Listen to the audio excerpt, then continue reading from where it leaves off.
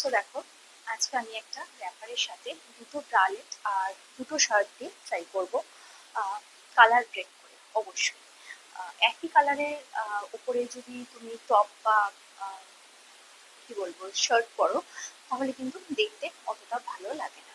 Guys, good evening and welcome to my channel tips up.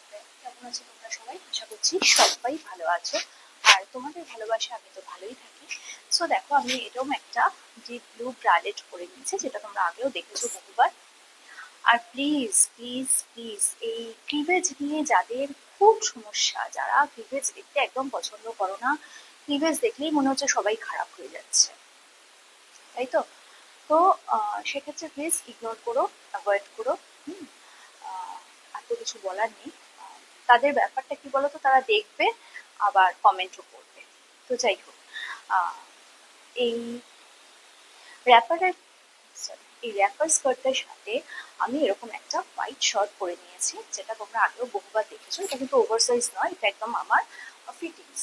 এটা একদমই fittings shirt, যেটা কিনা আমি পরতে চাইছি একভাবে, কিন্তু হয়ে যাচ্ছে আরেকভাবে। Yes, আমি এইভাবে পরতে চাইছি, আর একটু পিছিয়ে দিলেও আমার কোনো প্রবলেম নেই, বাট ও থাকছে না কেন, আই ডোন্ট নো।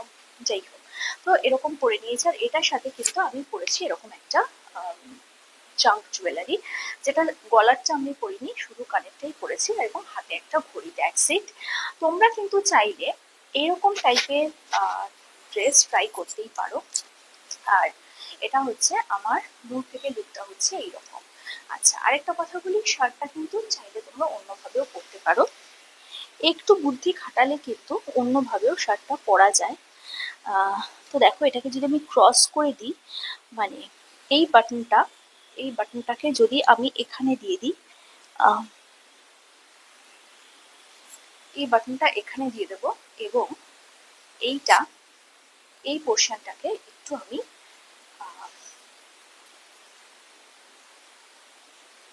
সেকেন্ড দাঁড়াও, এই পোর্শনটাকে আমি এরম ভাবে এখানে আটকে দেবো, তাহলেও কিন্তু বেশ ভালো লাগে, মানে সিকিওর থাকবে। এটা যদি তলায় ড্র্যাগ করে পরো, তাহলে যেরকম দেখতে লাগবে, তার থেকে এরকম যদি পরো, একটু আনইভেন লুক লাগবে, কিন্তু দেখতে কিন্তু বেশ স্মার্ট লাগবে। ওই যে বললাম, যে কোনো জিনিস কনফিডেন্টলি ক্যারি করলে সেটাকে স্মার্ট বলে। আর আমি বাড়ি থেকে বেরোচ্ছি, আমাকে কে দেখছে, কে কি ভাবছে, কে কি বলছে, এত কিছু ভাবলে কোনো সাজ না করাই ভালোই, অথেন্টিক চিরাচরিত সাজে থাকাই ভালো। সো যাই হোক, এই যে এরকম ভাবে আমি এটা পরে নিয়েছি, দেখো এটাতেও কিন্তু বেশ ভালো লাগছে। তো চলো আসছি সেকেন্ড লুকে তোমাদের সামনে, ততক্ষণ সাথে থাকো। সো দেখো, আরেকটা গাড়ি করেছি, একটা ভায়োলেট কালারের একটা গাড়ি করেছি, আর তার সাথে করে নিয়েছি এরকম একটা টি-শার্ট ছড়ানো করেছি। সেই কারণে আমি শার্টটাকে এভাবে ট্যাগ করে নিয়েছি। আর যদি তোমার মনে হয় যে তুমি রেস্টুরেন্টে তোমরা থাকতে চাও, তোমরা শার্টটাকে এরকমভাবেও দিতে পারো, এবং এইটা ট্যাগটা তাহলে আর একটু বেশি করতে হবে। এই যে এটাকে আর একটু বেশি করে ওদের এরকমভাবে তোমরা রাখতে পারো, সেটাকেও ডিপেন্ড করছে তুমি কেউ রাখতে চাও। তারপরে আমি এটা রাখছি, আর আরেকটা কথা বলি, যে ওভার সাইজ ড্রেস ফ্যাশন, এটা দেখতে হচ্ছে বেশ ভালো লাগে। সো আমি কিন্তু এরকমভাবে করেছি এটা।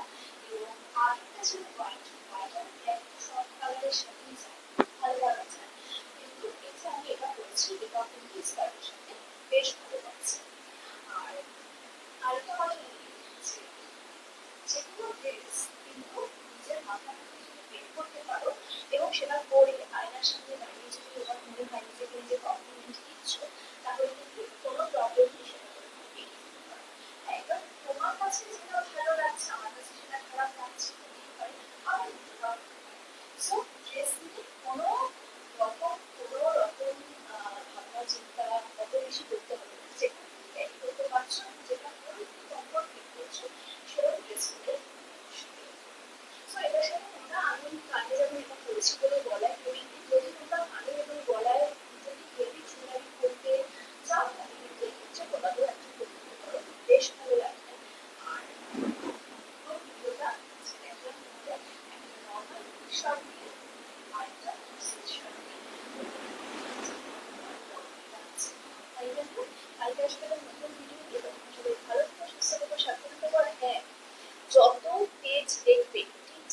ব্যাগ ছাড়া আমার কোনো পেজ নেই ফেসবুকে।